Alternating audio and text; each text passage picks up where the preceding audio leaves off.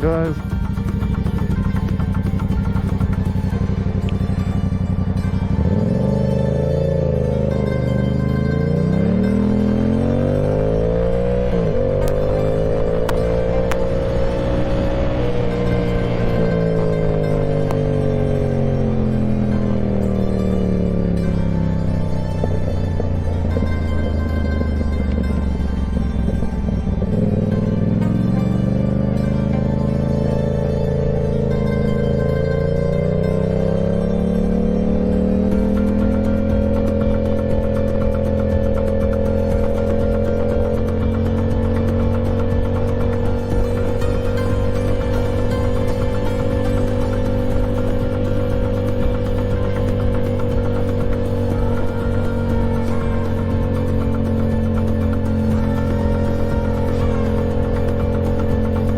This is definitely a cold one, and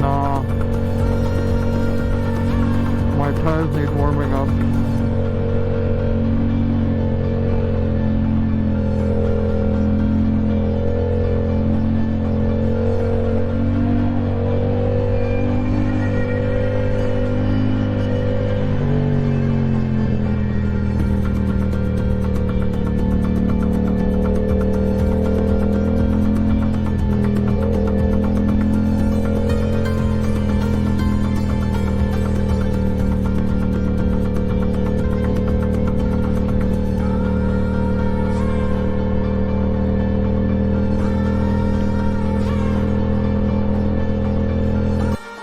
I'm sorry, I have to do a voiceover because my mic stopped working, and there were a lot more pops and cracks in it. I was using a boom mic, which was working out pretty good, but then my GoPro started acting up, which created a little bit of problems, and voice recording weren't working out as good as I was hoping it would be. So getting back to the topic at hand, R3 is the bike which I started my journey with. A lot more forgiving bike. Most of the 300cc class bikes are. It's a good beginner bike, good learning bike. Especially if you don't have any experience with it, or especially don't have experience riding motorcycles on street.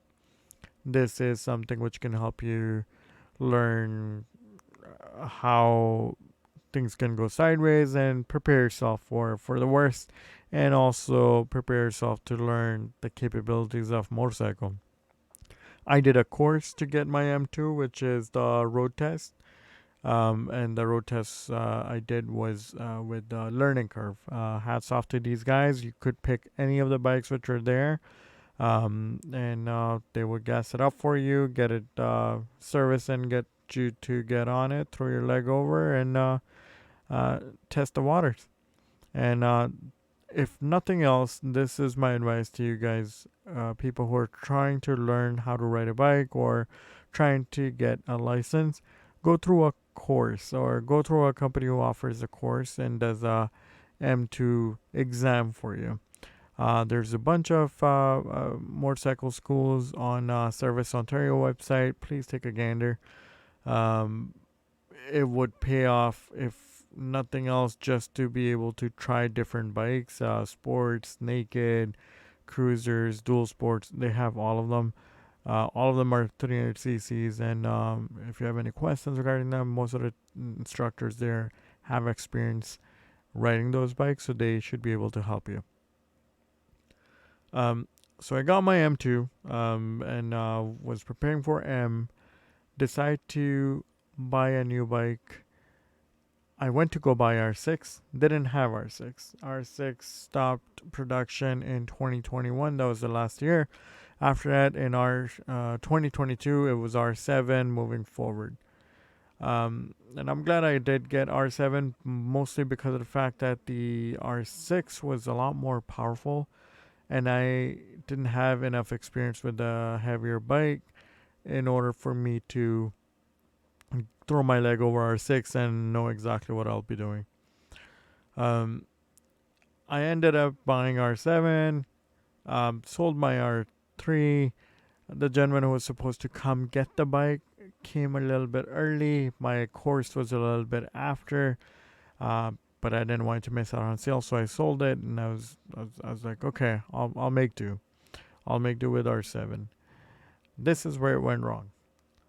Um, it was a dentist appointment I needed to get to. A dentist was about 5 minutes, 10 minutes drive right away.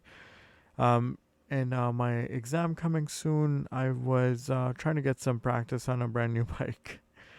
Um, Brand new bikes usually the tires have a film on it, which is something you need to burn off, and by riding it, more you do circles, more you use it, it will come off, and your bike is would have a better grip. Um, which this bike did not go through the burning of that film on the tires. So I picked it, rode it home, and parked it. And after parking it a couple of days later, I decided to go on the dentist's appointment. I took the bike out for a spin. That day it rained. The rain wasn't like downpour or anything, but it was enough that it left the upper layer on the street asphalt moist or damp.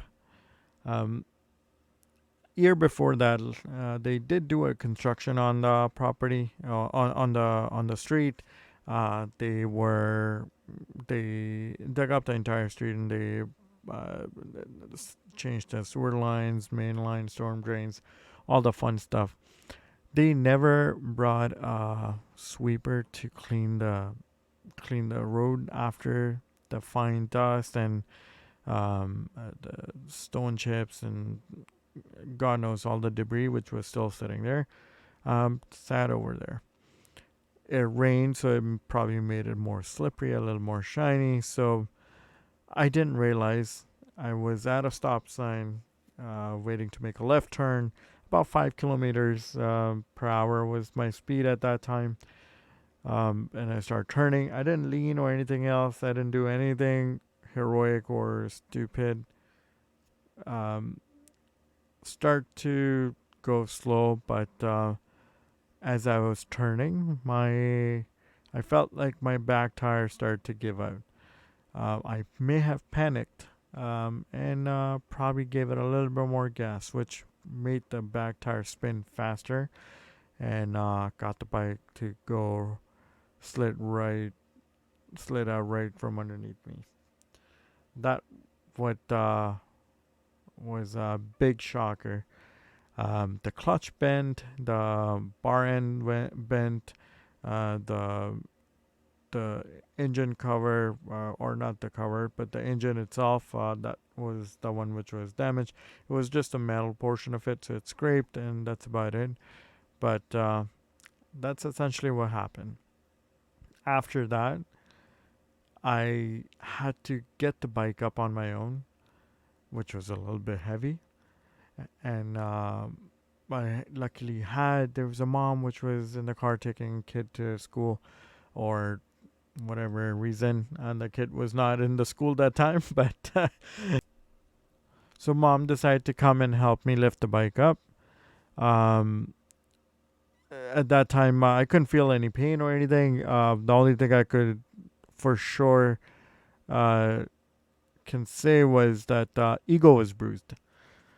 So I dusted everything up, bent clutch, bent bar end, scraped the engine left side, but I could still walk the bike home. I This happened about 5 minutes, 5 minute walk away from my home, so it wasn't too far. I knew it was close by. Brought it home, parked it in a not a garage, on my driveway. Called Apex guys where I bought the bike from. Explained to them what happened. And this is where hats off goes to the entire team, the service department, the salesperson who worked together to help me get my bike fixed. Because in 2 days I had a M course. So they asked me what to do, what happened, or if the bike was, they could, if I could ride the bike still or not.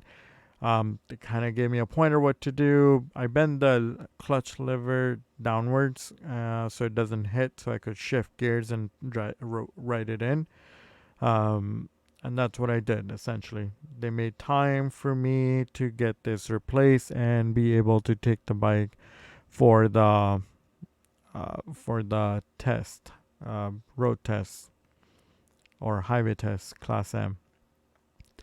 Took it in, did my exam, and a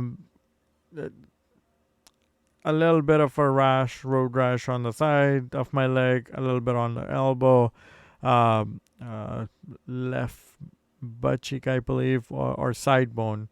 That's what got bruised, but luckily not the worst case scenario. That's how I went down. But after going down, I learned that going down is not a matter of if, it's more so when.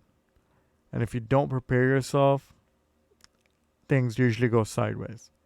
Or if you get scared, don't let that end a good experience. It could be best uh, thing you ever done, or it could be one of those things which you're just learning on. So just keep learning. Fail a little bit. That's okay. Things happen, but you learn from it, right?